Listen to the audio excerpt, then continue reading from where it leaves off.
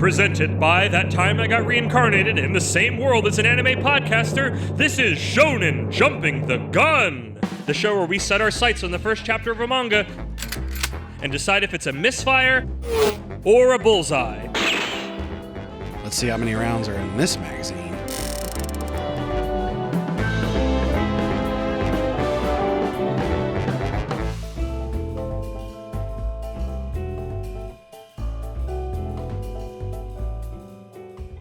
On today's episode, Digimon, digital monsters, Digimon are the champions. Haven't you heard? It's Digimon!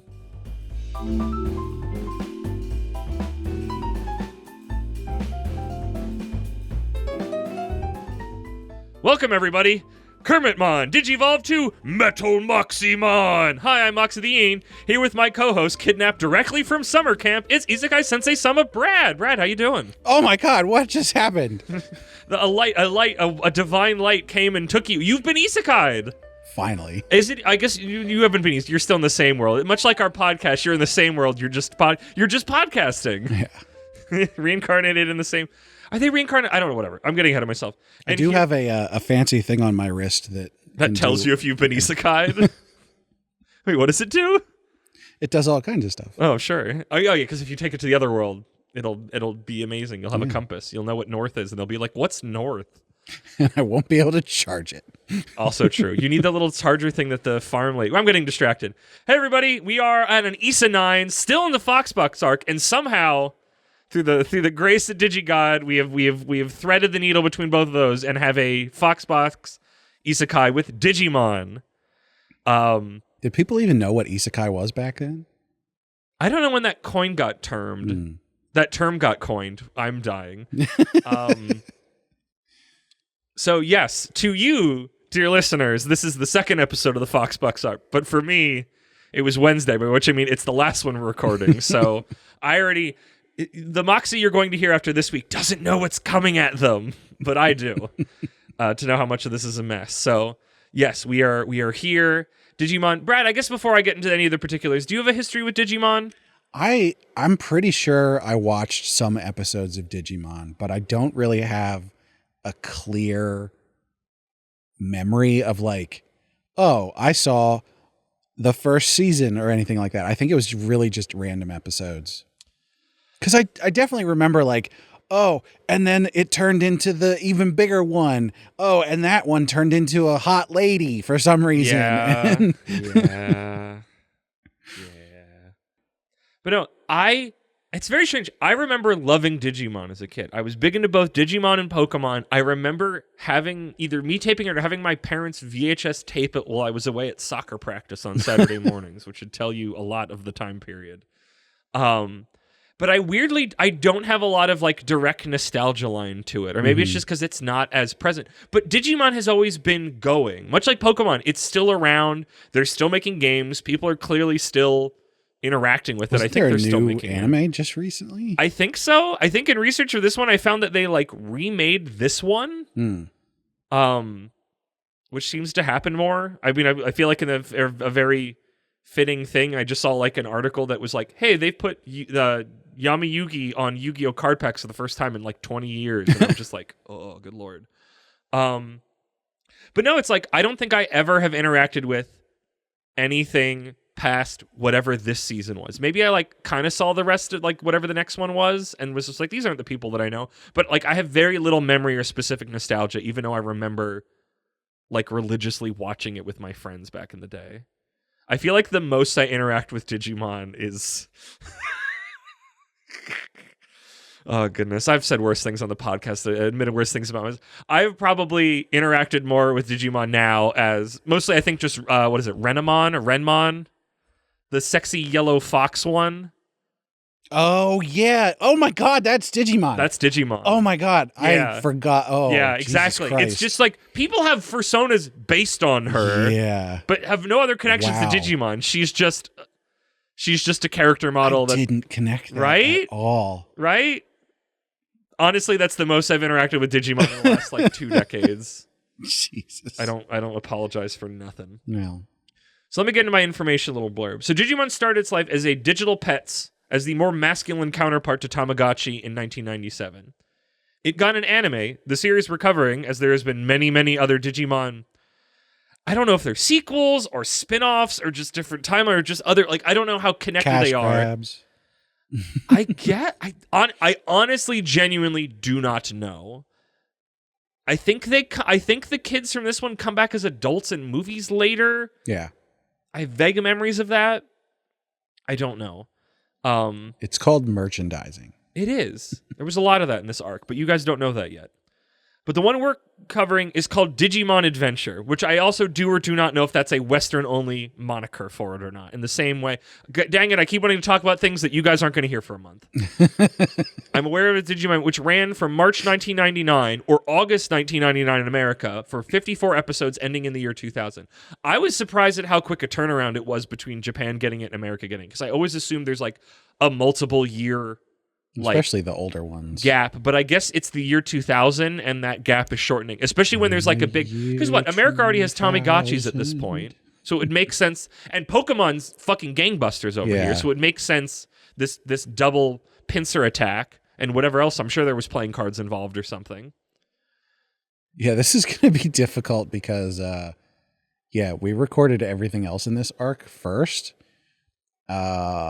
And this was supposed to be the last one until the Shonen Jump drop ruined where the Isekai was supposed to go. Yeah. So this is the situation we live in. So making things even muddier of a muddy arc of a muddy series is that also in the year 2000, a manhwa adaptation was released by Yuen Wong and was officially published in America under Tokyo Pop. Obviously, this is backwards. The anime came first and the quote-unquote manga second. But this entire arc has been mostly trying to justify watching these old shows I grew up with and figuring out how I feel about them. So aggressive shrugging. I don't know. So yeah, this is a situation where again, I can't talk about this because you haven't heard them, but there was a lot of times when why it came over was more for merchandising than it was we're localizing the show, as things are a lot more now. I mean, I guess I could see an arc of, I think there's enough other ones of anime that came over that was very clearly trying to push a toy or a game. I feel like that would be an interesting arc, but I would feel like we would need to play the game a little bit. I would see what, was it Byakugan? I don't actually, were they marbles? Byakugan is Naruto. That's it's just Bakugan. I thought Bakugan is, which one is that? I've seen the toys. That's a generation after is me. Is Bakugan the Japanese name of Beyblades? No, that's Beyblades or Beyblades. Okay. The Beyblades would also be Beyblades as Battle Tops would be in there. Bakugan, I never saw the game, but I saw them in yard sales a lot, and I think they were little robots that turn into orbs, and I'm assuming it's something like marbles, but I don't know that. Oh yeah, I don't know. I don't know either, but I would put that in that arc. I would put fudge. I asked you this last week and you don't remember. Now I don't remember. The Pokemon Yokai Watch. I would put Yokai Watch in there because that's another one that's very clearly like it was a concentrated push between an anime, a toy, and a video game. Speaking of things that we didn't remember, this is a total non sequitur. Ralph Bakshi. You're not gonna tell me why and what context we were talking about that? Because you said Rankin Bass. And I immediately lost. Oh no. Because I Take my card. Anyway, I listened to that episode recently. Which one? The episode that was in that I've forgotten already. That's not helpful, bro. Well, we were talking about remembering things. Well, enough of that nonsense. So I remembered it. Let's get this show on the road with my patented Moxie's Mach Speed Megamon summary. Right from the jump, we learned that a cosmic force took 7 kids from a summer camp in Tokyo and dumped them on a strange island with even stranger little monsters. Tai, our lead, Matt, Izzy, Sora, Joe, TK, and the missing Mimi, who they are currently hunting for. I didn't look it up, but Dollars to Donuts, there's no way that's their names in the original. Yeah. That is such American localization that, again, you'll hear this be a lot more. I don't remember if I did this in the Ultimate Muscle episode that you already heard. I am nostalgic for, even though I know that is literally America washing. And also doesn't fully fit here for reasons I'll get to in like a minute. So, Chapter 1, Beginnings. Tai describes what happened to them. They were at summer camp when a weird beam of light shot down from the sky, leaving strange electronic devices. When they touched the Tamagotchis, I mean strange devices, the weird light took them to this weird jungle island. There they met the friendly Digimon that seemed to already know their names. We finally meet our missing Mimi, who's running away from an attacking giant bug, Kuwagamon. It's a Kabuto. You think it'd be Kubatomon, but it's like a giant weird bug bipedal thing that's terrifying. I mean, it's a big old rhinoceros beetle kind of thing. Yes. So. The gang all run away, but end up on a cliff's edge. Nice going, Einstein. The small dough ball like Digimon all try to fight the monster, but are easily beaten. The kids all console their beaten monsters when they try again despite the odds. Then the electronic devices begin to glow and they evolve. I mean, Digivolve, TM. We now have Agumon, Gabumon, Baimon, Goemon, Baiakon, Baimon, Goemon, Tentomon, Palmon, and Patamon. With their newly gained and combined powers, they beat the big bad Beetleborg. And there was much rejoicing. But wait, he's not quite dead as he smashes the cliffside, sending the teens tumbling down to the river below. Thankfully, Goemon saved the gang with a raft of fish. They finally end up on a beach and everyone is starving. Also, there's some Japanese telephone booths on the beach, but none of them work. But hey, Mimi still got her camping pack and that has food. The kids eat and Kai gives Agumon, his Digimon, some chocolate. At that moment, a giant creature from the ocean attacks, Shellmon. The Digimon rush to defend the kids, but they are all too hungry and can't attack except Agumon. But his power isn't enough. Kai attempts to help, but he's just a kid and gets knocked down. Our chapter ends with the gang in peril. What will happen next?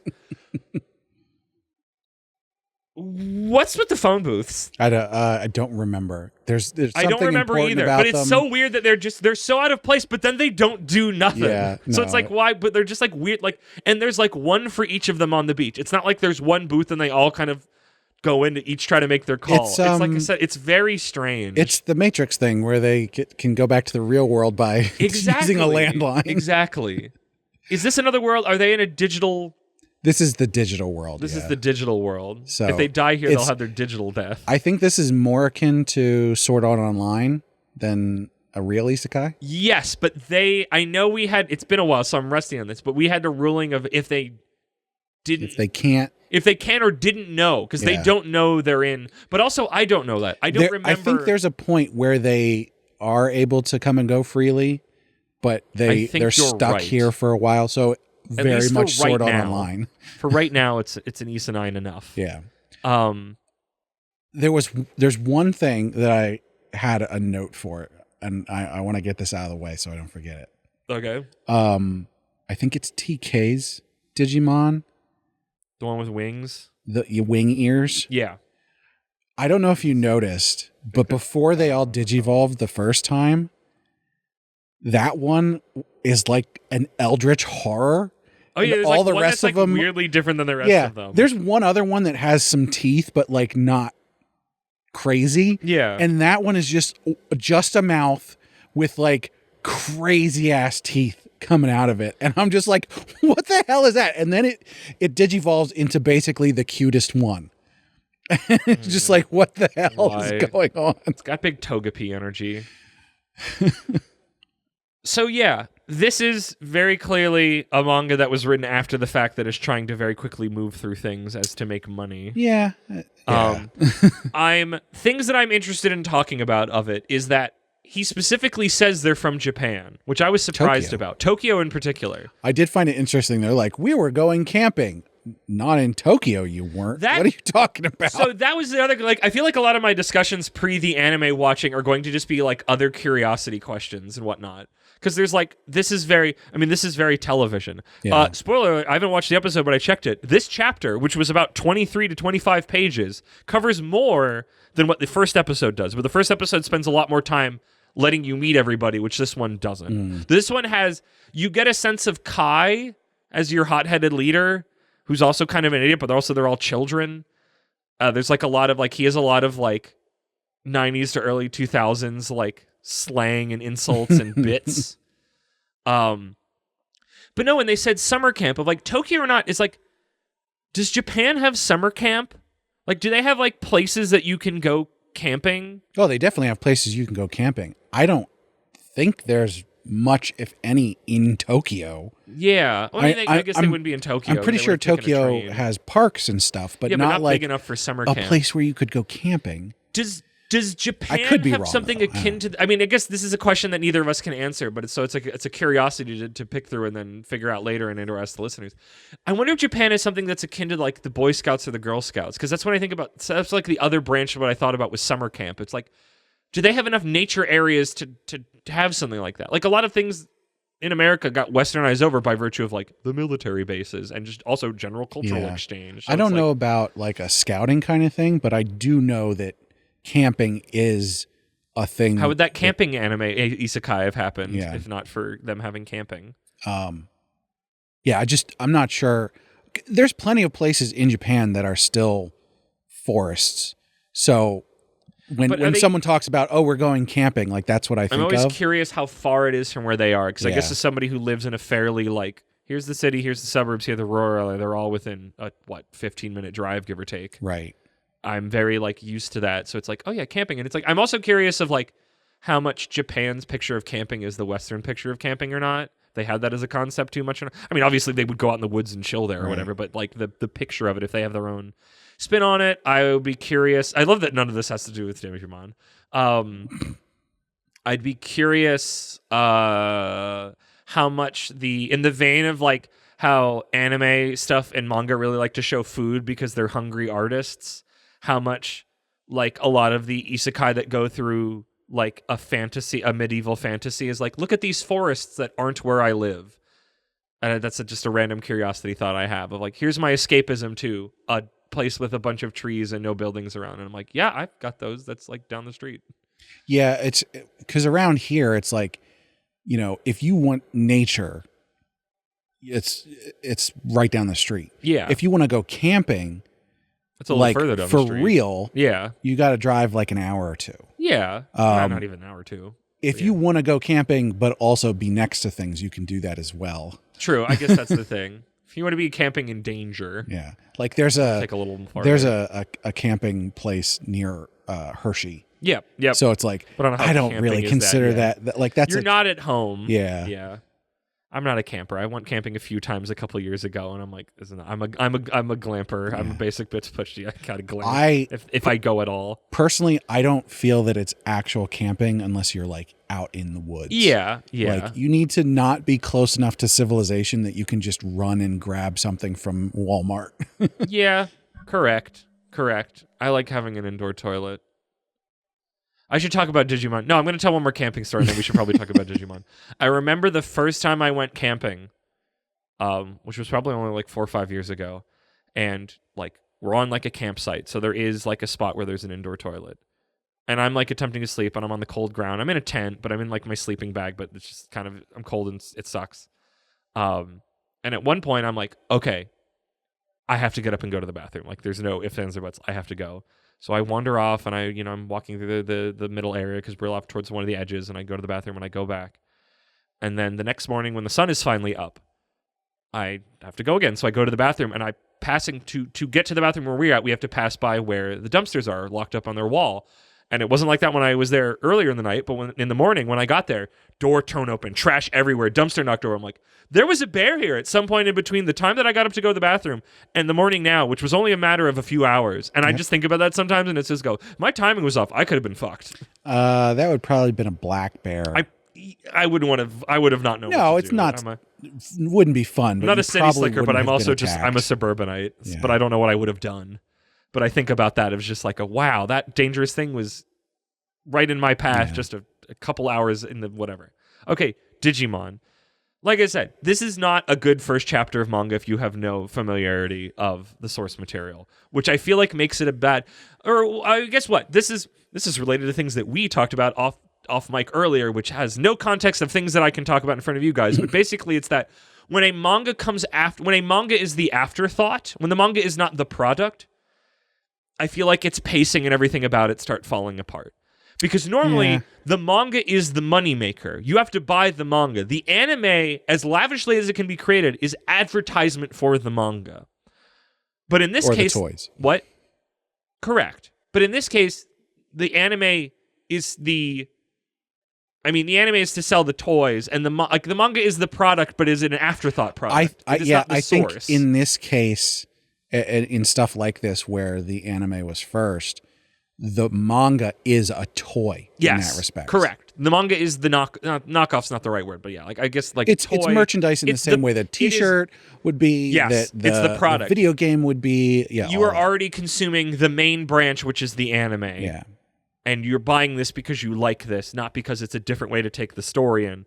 But also, all of this is in the super capitalism or the first machine. Way to take. But all of it's, I mean, all of this is always in the the capitalism machine. Yeah. But stuff like this and Pokemon and other things we cover later in this arc are in the super capitalism machine, where it's like this is a part of a media blitz to sell stuff. Yeah. To extra make money. I'd be curious. I mean, what's the thing? It's like Digimon is a thing made by. We're so used to, again, this is an interesting thing to look at this, and maybe this is something we have to keep our eyes peeled when we watch the anime then, is that we are so used to a manga is made by a singular human. I mean, they have their assistants, but by and large, there's one person at the boat. The person who comes up with the story is one person. Sometimes there's two people. Duo. And again, they have their assistants and their editors, not to discount what those people are doing by and large, but like something like a Digimon is a thing made by committee. Yeah. You know, there's a director and there's people working on it, but it's like a lot more hands are driving it, especially when you have an anime, because an anime has so many more hands than a manga does to make it go. And I'm curious what that makes something structurally different, because I don't think a manga artist goes, here's 7 kids I have to keep track of moving forward. That's a very TV thing when it's just going, oh, and also when the TV is advertisement, where it's just like, oh, we spent an episode with this kid and their Digimon. And you don't have to care. None of it really matters, but it's just like, this is what we're doing this episode. It gives you story hooks, but not like, nothing interesting is like, nothing truly interesting or world shaking is going to happen. Right. We're just going to have an adventure where we get to know them more and learn their personality. I mean, I guess maybe that's what I'll do with this. Well, before we do the anime, is like, what makes this first chapter different than other first chapters we've read, that you can feel that it's an afterthought? Yeah, that it came afterwards, and the fact that like everything else, I mean, Ultimate Muscle was weird, but everything that listener you're going to hear after this was very much they took the manga, they made an anime out of it. And then also it got altered coming over to the United States. So like there's this clear progression. Yeah. Whereas for this one, we're not going to have that. It's backwards. We have the anime dubbed in America before we get this manga. Right. I'm still surprised in the year 2000, and maybe I don't know how that works, that a manhwa was written of this and then officially licensed. Maybe I need to do a figure thing where I'm like, what did Tokyo Pop? Because I remember Tokyo Pop as a publisher. I don't know if they're around as much anymore. I honestly, I just straight up don't know. But I always remembered seeing their logos on book spines, and the stuff they published was always a little bit. They had more like tie-in stuff, and their quality levels were always a little bit more like, this isn't as good. Probably because they're not written with purpose. They're written as product. Right. Not to like, again, it's like the weird thing of like all of manga is product, but there's at least some more artistic integrity. I roll my eyes even saying that out loud for it specifically. I mean, there is, honestly, if I'm being really, really deep in about it, but like there is more artistic integrity to Dragon Ball than there is to this Digimon manhwa we're reading, or some of the other things actually no. The rest of this arc doesn't suffer from that problem. I just had it pulled up because I've forgotten already. I remembered. I keep thinking we'd had more, but I think the last one we recorded is what's on my mind the most. But even that, everything else we recorded does not suffer from the manga was an afterthought. All of them, the manga came first. Yes, that is true. That is true. Other things that we were going to cover did suffer from that. And a whole arc that's not happening suffered from that, which is why we're not doing it. We'll talk about that. We'll talk about later. that in a future episode that maybe you don't get to hear. But yeah, I don't know. I just, like I said, you meet too many people, but you spend no time actually meeting them. Like you're so in media res in a way that leads you to go like this is, if I try to leave all the Digimon stuff from my brain, then I'm not here from nostalgia as like a tourist. I can go, this is a bad first chapter structurally. Because there's too many people. They hand wave how they get here really quickly. I mean, what, Brad? Bring your isekai thing, because I know there's some isekai that jump to it, but that's also isekai 20 plus years in the future. So I guess, I mean, we really don't get any information besides there's these weird monsters and they change. Yes, and then that a white they light, can shoot a stuff. divine light came down from the heavens and Right. took it. And also, there's these weird little electronic boxes, but we don't really pay attention to them at all. They shoot some kind of like elemental thing out of their mouths as like a power beam kind of thing. But then also they might have other powers, like the whole like fish raft thing, whatever that was. Yeah. And then like that's it. Oh, they have to eat food in order to like have energy. Well, yeah. They're living things, but also they're digital monsters to can more confuse things. So, yeah, I mean, it is a short chapter. It's not a 50, 60 page chapter. No. So there's not a lot of room for that. But then like, yeah, it's basically just going, here's everybody's names. Remember, it's not a bad chapter. It's not a bad first chapter in the way that a lot of bad first chapters we've read are. It's different. It's the way it's bad it's just is empty. different. Yes. It's empty. It's mechanical and rote. But not in the way that I complained about the other isekais. Right. This one's bad, but in a different way. The funny thing is like the pacing isn't actually bad. We obviously didn't get enough information, but like the information we did get was decent information. Like it didn't over or under encumber you as far as story goes. Yeah. It's in a weird space. It's not a thing, because also, again, you have to juggle 7 people and there's 7 monsters and their voices and who's talking there, but also they're just a bunch of kids, so it's like, and also the way that they were made, like, just so much of it is just like, I don't know, so many times I go, I wish I could get rid of all of my memory nostalgia for just the episode so I could approach it truly fresh, but this is one where it's like, I wish I could do that so I could rip into this more, because I'm like, honestly, like, I don't have a lot of bile in my throat, but I feel like I should for how, like, not... But I guess you're right. Like the pacing is like, but it's very much we go do this, we go do that. Mimi's missing. Why? I don't know, because she was separated of us. Like it feels like it's not. She's not separated long enough for it to be meaningful, and the reason she's separated doesn't have enough meaning either. For it, and I guess it's just because the reason she's separated is so that she can show up and bring a monster with her, and also why they didn't have food. But they also wasn't talking about food before, so like, but also it's like. Did these people know each other? Like, I feel like you'd have at least a couple shots. Like, if you made this as an actual, and obviously we'll know more when we watch the episode, but it's like, if I tried to make this as a real first chapter, it's like, I'd spend a little time at the summer camp where you got to kind of meet everybody, and then they would get husked away, so it makes it feel like you're going somewhere. Yeah, at least a page or two. The fact that it's like camp. Them meeting the Digimon is done in media res flashback of like, and they know their names, which seems strange, but they just instantly move by. Like, I think maybe something more interesting to talk about is the art, and more specifically, the art style. Because I think that Digimon has the weirdest character models for humans of any manga. They're very distinct. You're not going to mix two of the kids up. Well, in terms which is not true of a lot of other things we have read. Actual stylistic differences between people, like they did a good job there, but just the way they're depicted, because they have these giant heads, but it's not like manga giant heads. It's like they have giant heads in tiny little stick bodies, and it's really different and weird. It's an earlier strain of it, but it's sure, but like manga style already existed at this point. Yeah. Admittedly, I think I remember seeing it. You can see it in the cover thing, though I guess I don't know how much the guy who was arting this had control over it, because he's like specifically listed as the artist, not as like the creator of this manga or the author. He's very specifically listed as the artist and not the author, which I found interesting.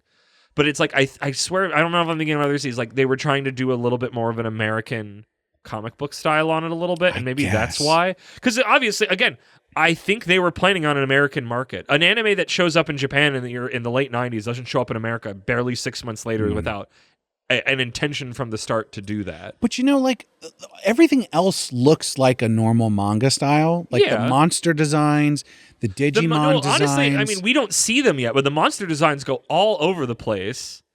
Yeah. Later. Like, that's like the thing of like the comparison to Pokemon and Digimon is like Digimon styles don't care about continuity. Right. Pokemon would get that kind of later, but like I feel like very early on. I mean, maybe this is just what nostalgia and the internet did to them. Not to say that people are not pokefuckers, but I feel like from the beginning of our conversation, a lot of digifuckers. Yeah. They're hiding in the corners outside of the main ones. But that's Digimon's fault. Yes, They made them like that. A lot of the weird the creature ones become just humans. I remember one of them becomes like an angel woman. Yeah. Very strange. That's what I was talking about, by the way. That was the one. Okay, I was thinking Not Renamon. I was thinking about the furry one, Brad. That's the one I'm aware of. What I'm thinking of right now is the only other thing that I've seen characters drawn like this, human characters drawn like this is Code Lyoko. Oh, good Lord. So do you know what I'm talking about now? Ouch, rude. Where they've got these weirdly large heads. I mean, what? I can make a hypothesized case of Code Lyoko is the French noted weebs wanting to do an anime. Yeah. So I could see if Digimon wanted to get more American comic book designs, it generates something like this in the Petri dish. Mm-hmm. That's my only thought. Because this is right around when like more Japan stuff is showing up in America as Japan stuff. Right. This is like, I mean, this is on the eaves of me. Like, I'm watching Digimon, but I don't know what anime is yet. People are starting to go, oh, this cartoon isn't from here. We're maybe starting to see those terrible how to draw manga and anime books or whatever we call it. Japanimation, sorry, showing up in Michael's and what's the other one that would have been around then that's closed since? Oh, the art stores. Yeah. What was the other one called? Not JCPenney. That's not it at all. AC Moore. AC Moore. Yeah. Yes. Or whatever probably maybe at a Toys R Us maybe. KB Toys or something. I don't think I ever saw the actual like Tamagotchis for these things back then. It I feels definitely like a thing I remember would the have merchandise had. for this, the toys and I had a toy Agumon, which may or may not be still lurking in the depths of my parents' basement. I don't know if it survived the moves or not. I have a feeling it didn't. There's a bunch of toys that I wonder if they're floating around somewhere that I would put somewhere in my house now. Unless I put them in my storage box that I haven't opened. No, but I remember, and he had two little audio lines, and at one point, when he moved his leg or his arm, and at one point he lost a limb, and I don't know what happened to him since. But he went, Agumon, Digivolve, Pepper Breath, and that was all he said. He had two lines, and that's what he did. But yeah, no, he was just like an action figure toy thing. He wasn't like, here's the Tamagotchi you put on your wrist. But it just seems weird that I never would have seen those, because I was like... I remember those. Those were definitely around. Okay, maybe we just didn't get out of them. I spent a lot of time in Toys R Us when I was little.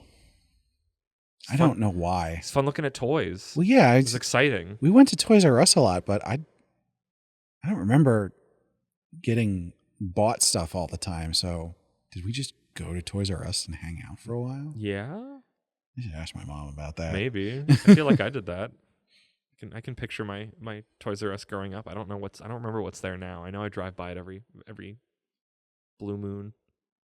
Okay, enough about this. Brad, do you have any closing remarks? It's time to watch the anime. Let's get to the real meat and potatoes. Yeah. Yeah, it wasn't much in this chapter. No, it isn't. That was the problem. Like, this was a different kind of shit show than all the other ones were, all the episodes were for this arc. And that's why I think more and more I'm relying on it. Is there anything you're looking forward to seeing the anime episode? I mean, I want to hear the intro. Yes, the intro. That's the big thing. That's the main thing that I have stuck in my brain. But otherwise, it's very catchy by virtue is that it had one line and it said over and over and over again. It did not let you escape. I think otherwise it's just like, yeah, I'm interested to see how they move. Because I don't have a lot of memory of that. So it's like, yeah, that'd be a thing. Because I didn't understand animation quality back then. So I'm going to see how like tight-fisted are. I mean, it's the first episode. You'd hope they'd splurge a little bit. I'm excited to hear all the voice actors again, because I know they're in my ear somewhere, even if I can't remember. Because there's at least going to be, there's 7 of them, so there's going to be 14 different voices once hopefully they digivolve in this episode. I think they do. They might. I am expecting this to be different from everything else that we've covered in this arc. Agreed. That you will hear later, listener, because of how much it is sort of geared towards like, we're going to make this. It's going to come out in the US shortly after. We're going to do It's this big media merchandise toy push. Yeah. So like the anime should be different from those. Yes, because it's doing something. Because it's the one anime that's made first. Right. So its purpose and structure is different.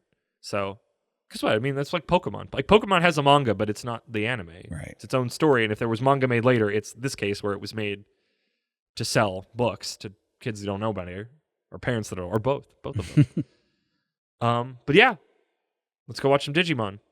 Okay. Digivolve into the later part of the episode. Digivolve to the second half of the episode. So hi, we're back. We watched the first dub episode of Digimon Adventures, Digimon Digital Monsters, Digimon Are the Champions. I forgot the other lines in the intro. To save the digital world. Thank you. I'll be here all day. I live here. That's kind of how that works.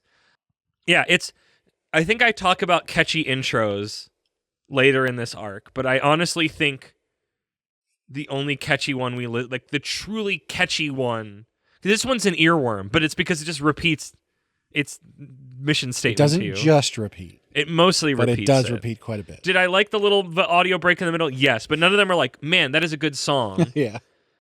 Burying the lead a little bit. Ultimate Muscle is the top of the peak. I feel like it can be shared by other things that we didn't cover, by which I mean Kirby right back at you, which I would, if I could have found an excuse to have shoehorned in, I would have. But we'll find an excuse later. Yeah, Kirby. That's the name you should know. Kirby. He's the star of the show. I don't know if Fighting Foodons is catchy, but it is unique. I don't even remember what Metabots was. I don't know if you have to bleep those. Whatever. So we watched it. We're not doing either of those. We aren't, but I don't know. It's now that you know, listener, in the second episode of this messy arc. But no, episode way better than this first chapter of manga. Expound on a lot of things. Honestly, I think I buried the lead when we were recording the manga part, that it's like the manga covered more than this first episode did. Just a little bit more. But also the anime did a lot more just sort of character setting thing. We got set up for what the heck the summer camp situation was, which was I forgot about and is so much more fascinating, is that seemingly like the world is getting uber global warming stages and like everything's messed up. It's more like the axis got tilted or something. Also possible.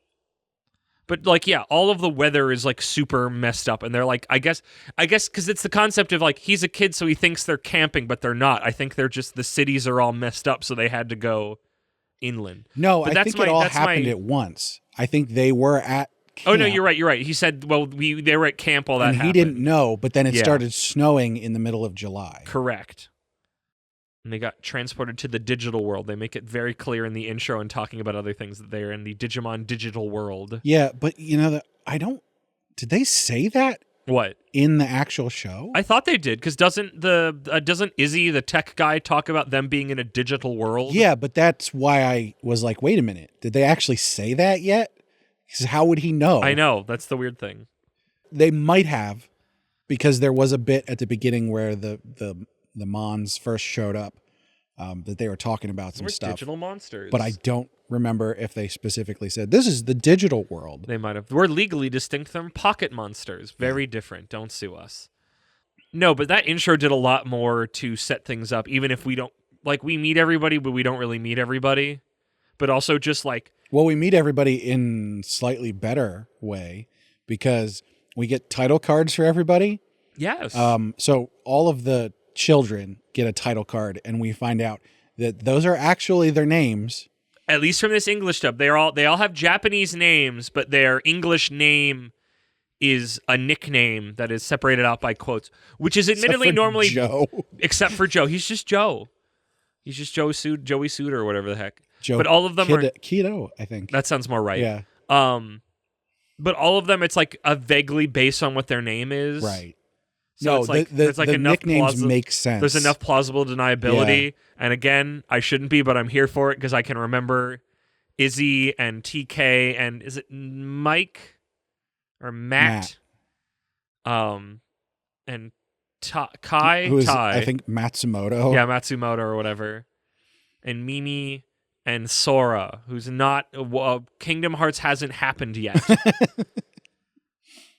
So very confusing now to my brain, even though I'm sure it's a Yeah. whatever name that any gender can have, that it's like, a girl has this name. And I'm like, So- no, you don't have giant shoes. What are you doing? So they all get their title cards, but then also all of the monsters, both their friend monsters and the Every other monsters, single Digimon you will meet gets a title gets card. a title card that has the original Japanese on it. At least the version we watch, and I tried to find another version of it just to confirm, because I know there's sometimes when anime gets re-released, you get the original Japanese video, but the English audio, just because it's like, we're selling this to the collectors who want the original thing, but it's also, there's people that want to buy this for the English dub, and they're more going to care about the voices than like some of the background stuff.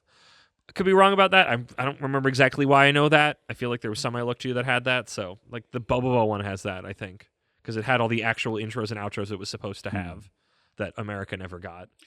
The other really big change that really caught me off guard and was also then hilarious, TK's Digimon, I forget its name, the one where earlier in the episode I was like, it's like an eldritch horror with all these teeth. Yeah, and I'm like, what are you talking about, Brad? Look at him. And so it shows up in the TV show, and it's like, wait a minute, it doesn't look like that It just at has all. cute little fangoids, like really tiny, the two little fangs. And so we kept going back and forth about it because you were still like, what are you talking about?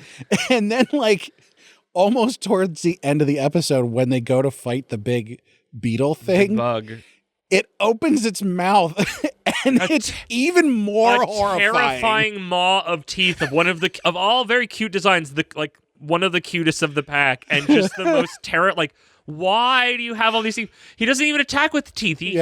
He spits out compressed air wind. Well, that was after he digivolved. Correct. Which I don't think he has the teeth after he digivolves. It's only the initial. No, the Digimon, the weird hot dog one with the wings had it too. That was where I thought I saw it. Maybe not.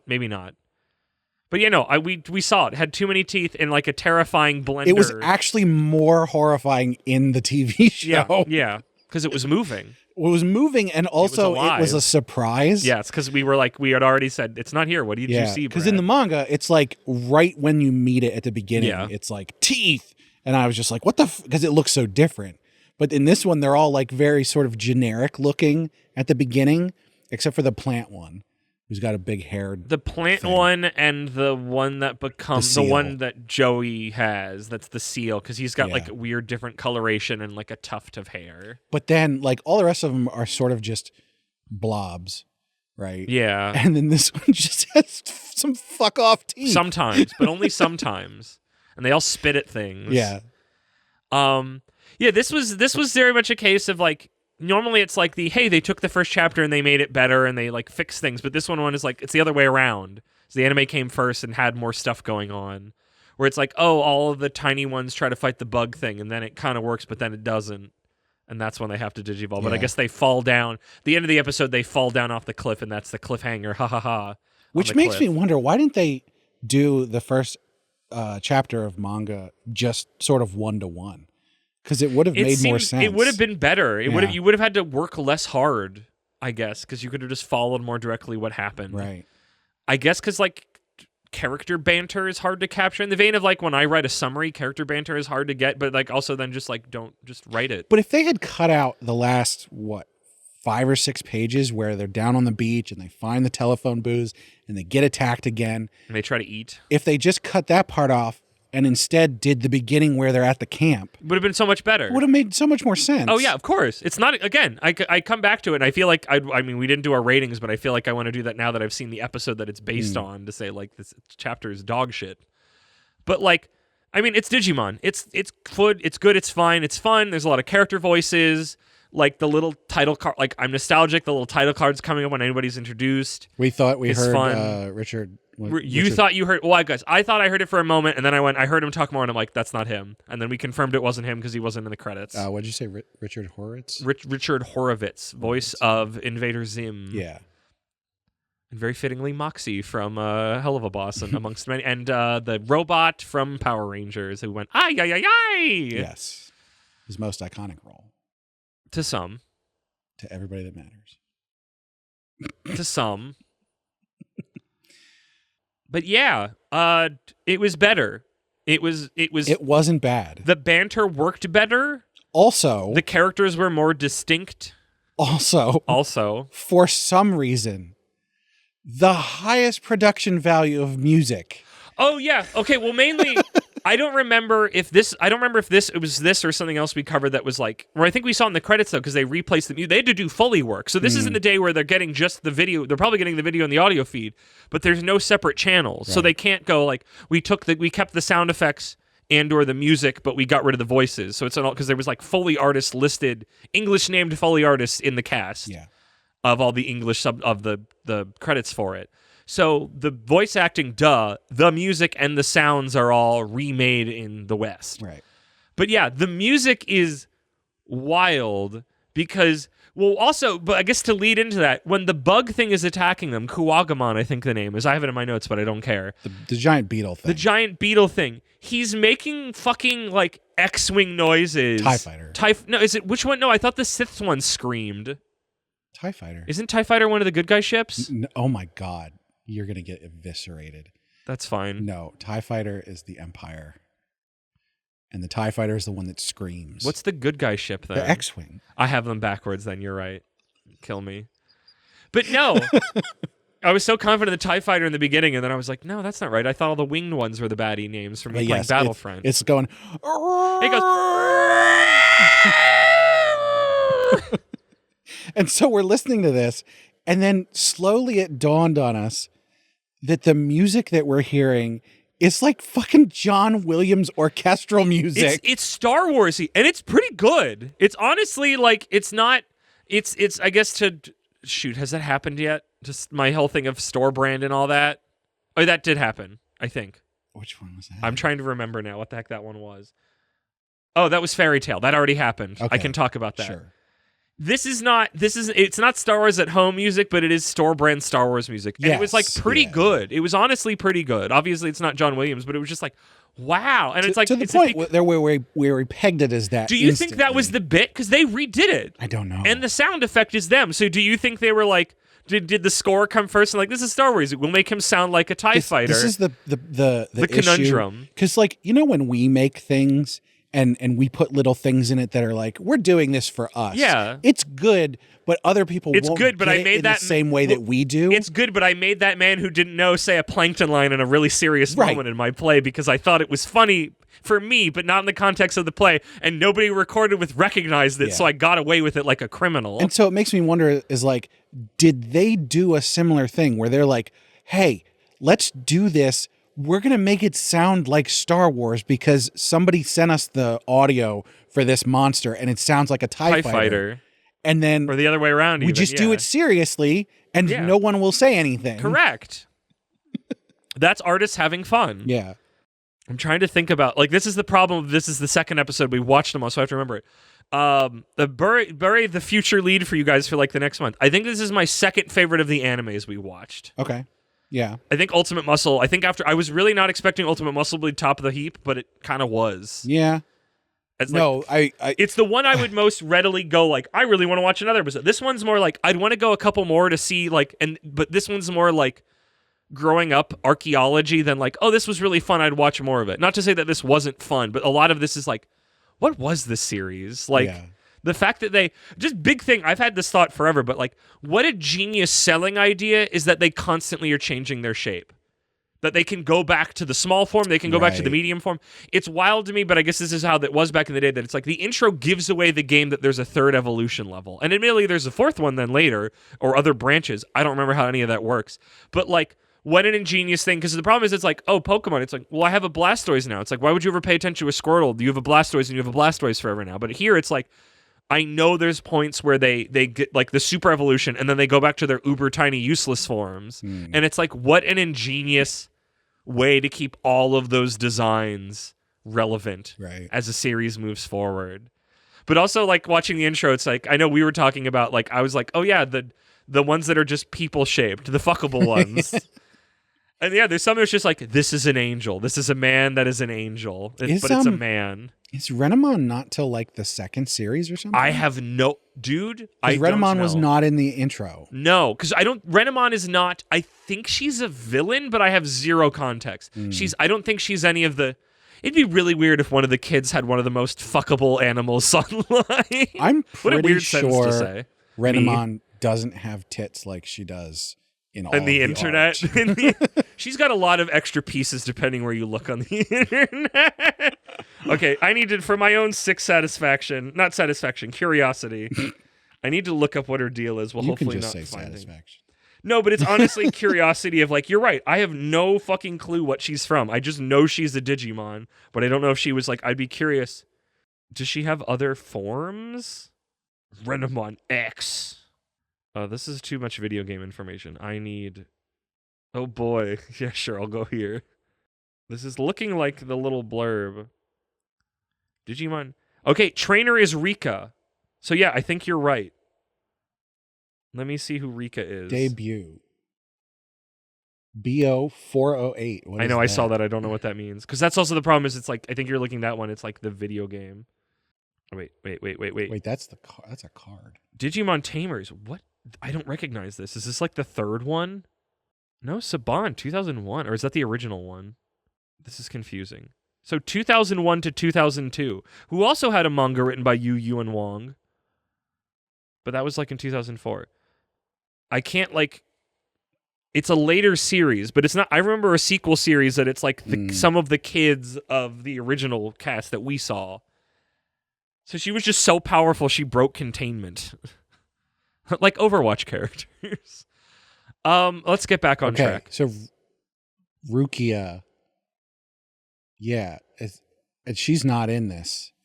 She is not in the series that we watched. Did she start off as like a bad guy or an anti-hero thing? I don't know. The fact that that could be a child, maybe it's just because what the internet did to her, but the fact that could be a child's Digimon is terrifying to me. Is she like an antagonist in the first series? I thought she was. I don't know. This is not. I mean, it deserves it because I guess we're both curious. At the start, Ruki was cold and oftentimes competitive. Her initial goal was for Renamon to defeat as many Digimon as possible so that she can load their data and evolve. Unfriendly towards Tai and... Tai? Wait, no. Is that Tai? No, Kai is our guy. Tai is a different guy, right? No, Tai is our guy. Matsudo... Matt? Oh, this has to be a different series. This is a different... Yeah. Yeah. This must be the second series. Or the third one or something. I don't know. Yeah. The one on that one said like 2001, so they were like real quick turnaround, which I guess is it's Saban. It's very Power Rangers. It's like, here's the new set, here's the new toy, here are these Digimon, sell the toys, sell the little Tamagotchis, so that makes sense. Digimon Tamers. Correct. And then she's in it a whole bunch, and here she is next to the original people, so that happens at some point. Yes. A lot of again, Saban makes me go, oh, it's playing on Power Rangers, their business model stuff, or like a Kamen Rider, where there's just like a new one every year or two. Sell the new toys. What are other things that we should actually talk about for this? The dub was good. I liked the voices. Yeah, there was only a couple times where they need a big cast because they need different voices for all 7 children. There's only 6. A couple times where they got rotated, idiot. Yes, there was some of the animation wasn't bad, but there was like a part where the beetle was coming at them, and it wasn't even like a GIF like of a 2 or 3 frames. It was just a PNG that rotated at them as it got bigger. This is very clearly the early stages, but I would say it is aged fairly well compared to some other stuff we saw. It's not like a masterpiece or anything, but like it got the job done. Like the designs are appealing. The voices were fun. It definitely seems like it should be a popular thing from its time. Yeah, I guess I'm just like, again, I can't talk about it because it doesn't come until the end, even though we recorded it like 2 weeks ago. But like the thing at the end of it, of this arc, was one where I'm like, oh man, I'm excited to look back on this. And I was very like underwhelmed by what I saw. And I was like, really? I got into this? This seems like not as fun as I remember. But this one was just like, no, I can very much see how I got into this. A lot more. Which is interesting. So props to the localization team for Digimon. Not that I would know what a more quote-unquote faithful version of it, but like they did a good job. Yeah. The quips were very much of their time. What was the one thing that Izzy said at one point? He's like, he turned it into Vaporwave or something like, or Vaporware. Yeah. And I was like, wait a minute. Yeah, there's like he has a couple lines, or what was it, infrared internet or something? Yeah, infrared internet. Like, what are you talking about? He's just saying tech buzzwords, but especially now that it's old enough, and I'm like, these are silly. Like, I love this. This is great. Infrared internet. Because it just makes him sound crazy. Because he's like, I wonder if I so connect to the speed. internet here. He'd be a weeb if he wasn't already Japanese. But no, honestly, I came away. I think that was a good. I guess. Do you have any other closing things, or I'm ready to do thinky things and feely feels? Yeah, for both as a shot. I guess the only thing I was thinking was this is going to be weird because we can't really do an arc wrap up for this. No, the arc wrap up I'm planning to put on. Hey people, how much? I'm planning to put this in the bonus episode. Sign up, Brett. How much is on our Patreon to get the bonus episode? The bonus episode will go up for everybody. Oh, really? Yeah. Okay.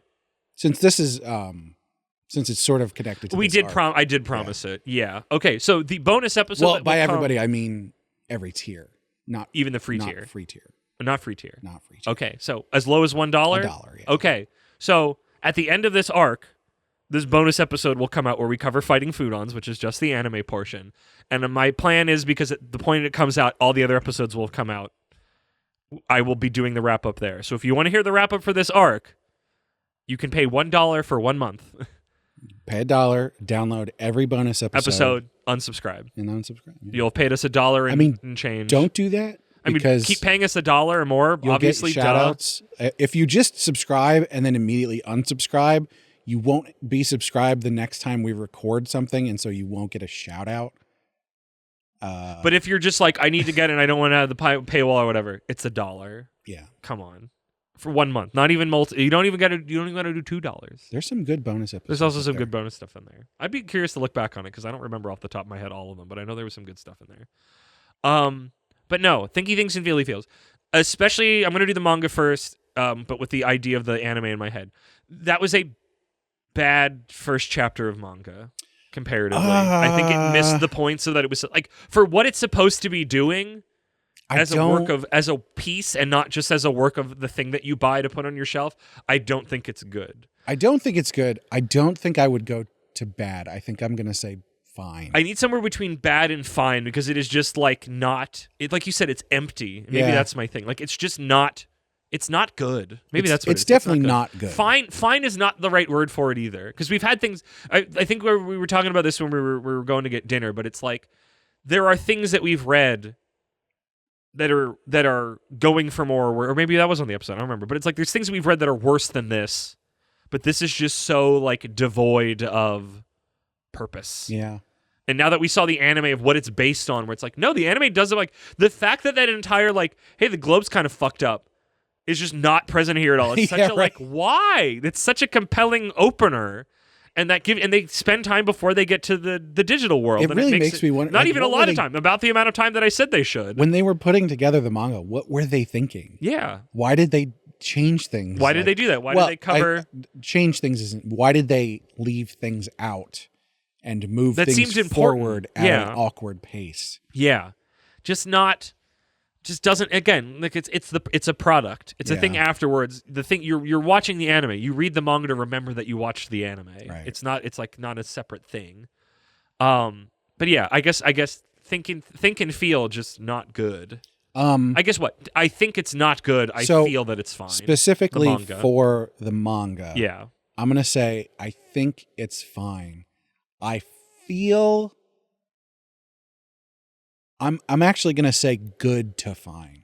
Okay. Because like it didn't make me sad, you know, like it didn't make me feel a lot of good feelings, but it wasn't negative. It's empty. I don't know. You know me. Not generic and things that are like nothing. Yeah, no, I'm certainly not going to True zeros piss me off more. Your feelings. Certainly, obviously, that's why we're the feelings. But yeah, no, I get it. And now then for the anime, I think the anime was, I'm going to say, good to great. I would agree for that for both. I think for both my Thinky Thinks and Feely Feels, I would say good to great.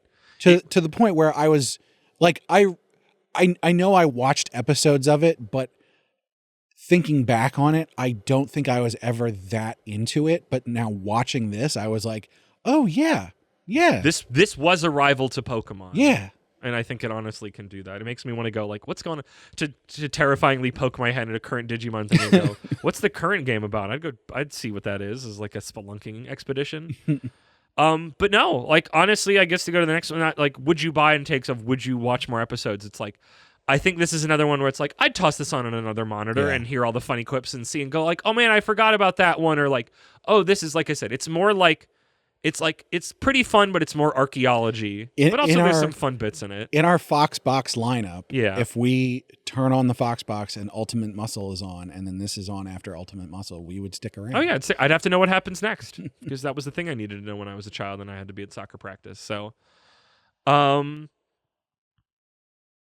yeah. Any closing thoughts? I feel like I had to like. This was one that was a little more tame than I was expecting. Yeah. Yeah, I guess stay tuned for the rest of the Foxbox. Stay tuned for the rest of the Foxbox arc. And make sure you check out the bonus episode when that comes out. Yeah. It's going to be special in more ways than one. Oh, yes, indeed, indeed. Brad, Digivolve this episode into Credits Mon. Well, we want to hear from you. So I want you, dear listener, to go on our website, animepodcasterreincarnation.com, and check out our social links page. On that page, you can find links to all of the various social media that we have accounts for. But the best place to check us out is Blue Sky, if you're into the microblogging, and Discord is where we hang out and chat all the time. As far as I know, we're going to keep the Discord, even if people might want to stop using it soon. You do not have to give them your ID. You can keep using it. You just have a under 18 account. However that's going to work, we'll see. But we don't have anything not safe for work on our Discord, so you We're not won't one get of kicked out those there. Discords. On our social links page, you'll also find a link to our Patreon, where our supporters get perks like getting to vote on various things, getting the high-quality stereo version of the podcast early, and bonus episodes, as we've mentioned. So you definitely want to check that out. On top of that, we have to shout out our patrons. So, first and foremost, at our royal tier, we have our Crown Prince, Slimy Okra. Do you want to do the theme? I want to do like another thing from King of the Hill, but I don't know what it would be. That's my purse. I don't know you. I sell manga and I sell okra and slimy okra accessories.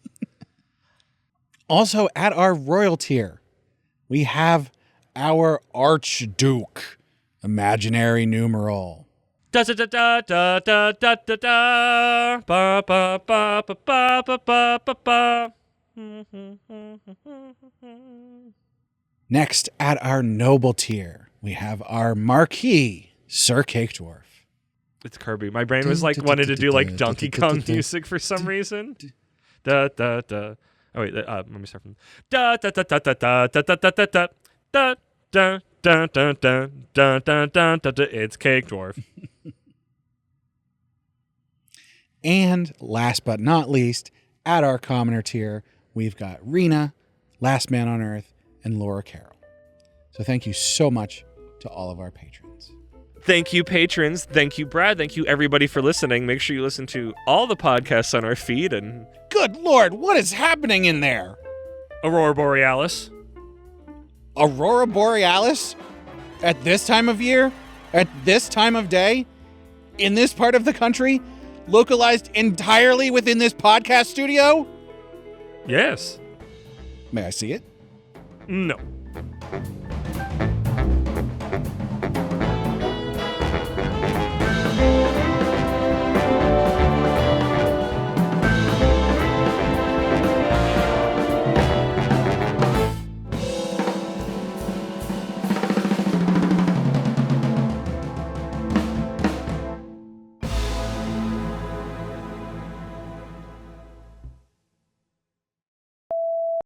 Digimon. Digital monsters. Digimon are the champions.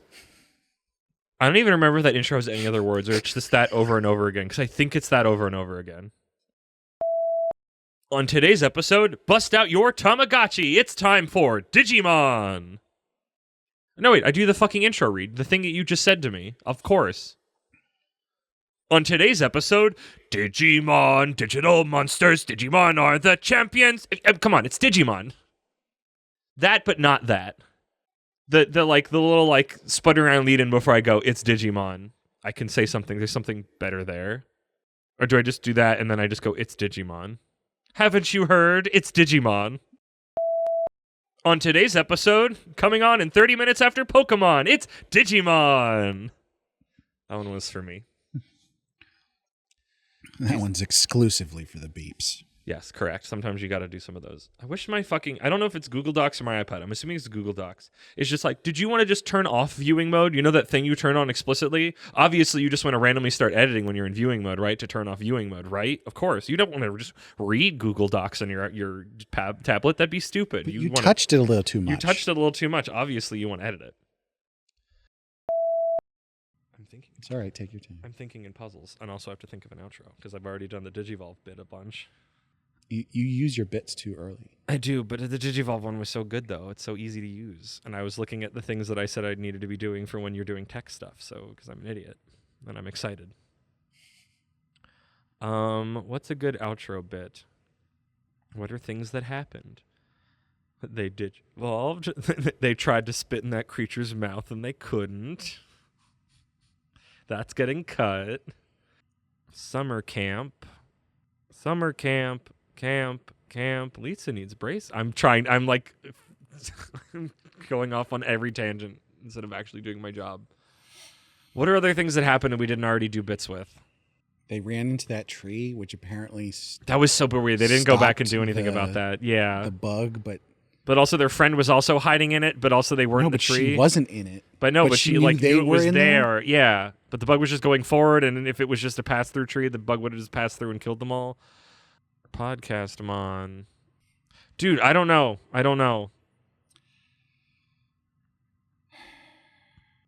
Like, what are other things that happened? What are other bits? The Aurora. We didn't even talk about Aurora Borealis.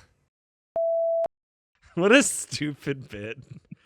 You gotta watch the Digimon episode for that to make any sense, folks. No, you have to listen to the after beeps where we say this part right here. Yes. Where we talk about the fact that before they get sucked into the digital world, the Aurora Borealis appears over Tokyo. And it's really hard not to do the steamed hams bit there. Although we say over Tokyo, but there's just no on the Tokyo countryside. They're just in the woods. I don't think they even make a point that they're in Japan. Yeah. Which is interesting that they have their whatever after beeps and or. I mean, it's very clear that it's Japanese. They have Japanese names. There's Japanese text. But it's weird they don't say Tokyo in the way that the manga does. Yeah. But also the manga's the manga one. Who knows? So yeah, listeners, I hope you enjoyed that. Now that you're hearing this at the very end. This is the part where we'll tell you the special secret, the bonus episode. It's gonna have a video. Ooh.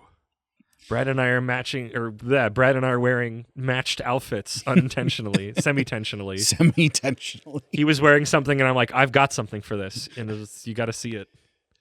You were tensional. I was not. Yes.